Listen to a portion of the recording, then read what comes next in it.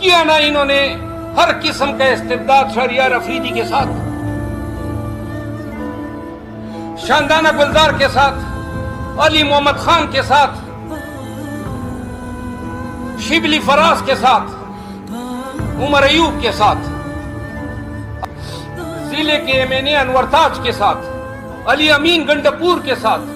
کس کس کا نام میں نہ گنواؤں، کیا کیا حرکتیں نہ کی میں نہیں بتا سکتا ہوں،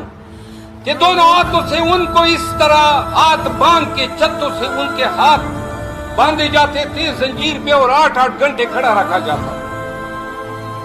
میں آپ کو نہیں بتا سکتا ہوں کہ تحقیر کے لیے کبھی بال منڈوائے گئے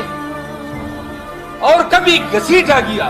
بھول گئے وہ منظر جب پاکستان کے سابق وزیر اعظم عمران خان کو رینجرز ہائی کورٹ کے حیات